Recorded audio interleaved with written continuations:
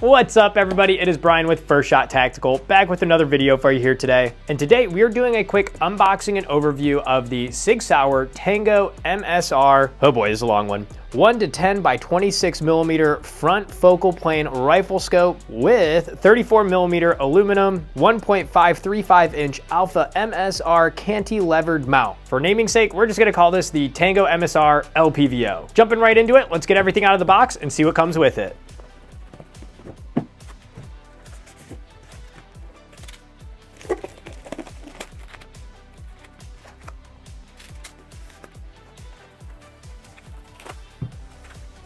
All right, so everything that comes with it, you do get a owner's manual here going over how to use it, different settings, yada yada, which I'm gonna show you here in a sec. We do have two different Allen wrench or star pattern wrenches that you might use to get this set up and tighten down. We do have a battery, and this is a CR2032 battery that's gonna go in the side because this is illuminated in the reticle. We get a super nice cleaning cloth. This one's actually pretty nice. Sig Sauer logo on it. We also get a Sig Sauer sticker. We also have our mount that's included that we're gonna actually put on in this video. And that's nice. They give you the torque specs here, here, and here. So that way you can fasten everything down correctly. And then last but not least is our LPVO optic. Wow, holding this actually feels and looks pretty solid. I mean, it comes with a cantilever on it and stuff. We also have the flip caps, so here and here, so that way you can use those. We got our warning label. Let's go ahead and remove that. And above all, I think the coolest part is the color on this. I know some people are gonna hate the color on this, but I think it looks super cool, and the mount matches this as well.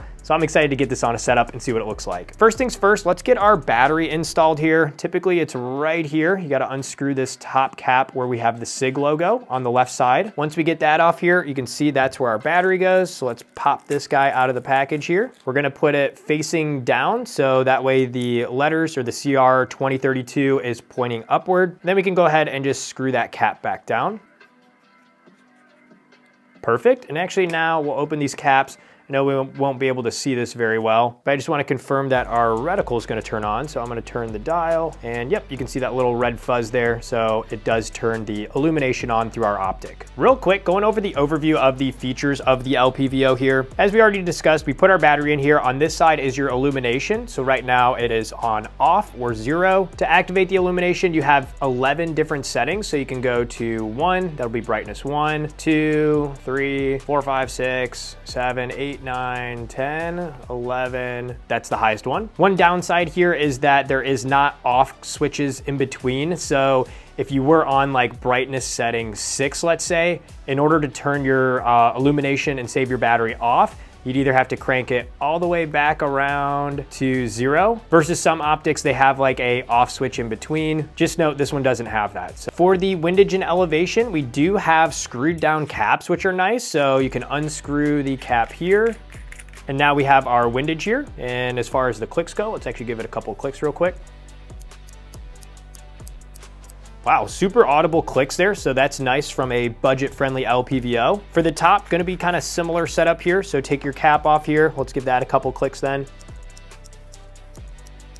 Yeah, again, you can definitely hear those clicks when you're making adjustments, which is nice. Once you do get everything zeroed or adjusted, you can simply screw these caps back down, so that way you don't accidentally bump them while shooting. For the zoom on this, you can see we have a cantilever that comes with the optic, which is nice. Right now we're on 1x.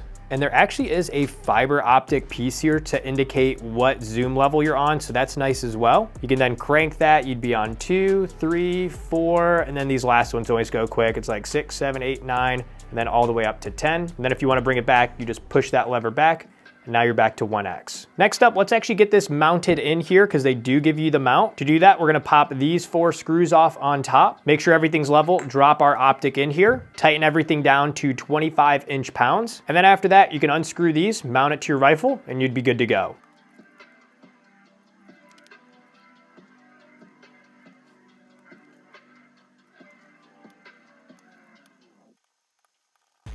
Once you get everything mounted up, this is what it should look like. And again, torque these down to the proper specs. I actually like that they put it right there on it. And same thing for this. Once you actually mount this to your setup, 65 inch-pounds on the side, so that way it's nice and secure. Next up, let's look at the reticle here, and we're gonna look down the optic here in a sec, but they also give in the instruction manual the pattern of what it is. So this one here is it's the BDC-10 reticle, and this is a first focal plane or front focal plane.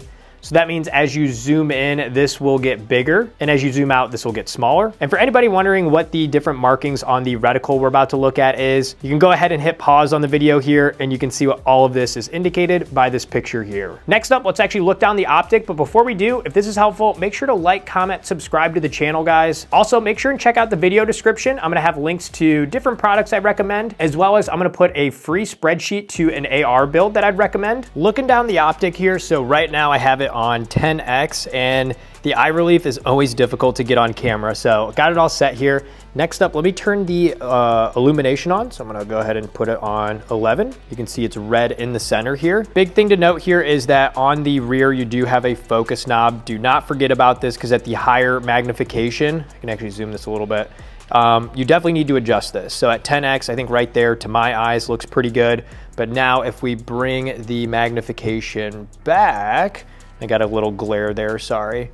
Now we are all the way back to 1x. And for me, I probably need to adjust this back right there. And now you're good to go. Is the illumination daytime bright? I would say no, especially comparing this to something like a primary arms LPVO, but this still has decent brightness. And again, when you zoom it in, you're gonna be able to see that a lot better. Overall, glass quality is not that bad for this being a budget-friendly optic, but I will say again, comparing this to like a $2,500 Vortex or a $1,500 primary arms, you will notice a difference here. But again, for the price point, this is not terrible for a 1 to 10 first focal plane LPVO. Just to continue to give you a look, I'm just gonna kind of keep zooming in and out here so that way you can see, and actually I'll call out what we're at. So right now we are at 1x, zooming in we are at 2x, zooming in more we are now at 3x, and now we're at 4. Here's 5, 6, 7, 8. They don't have 9 written on here, but it just goes to 10. Oh man, I feel like we're at the eye doctor now. Do you like 10 or do you like 7? Do you like 7 or do you like 3? Ugh, so dumb. Either way, hopefully this was helpful for you here today. If it was, make sure to like, comment, subscribe, and we'll see you guys in the next video.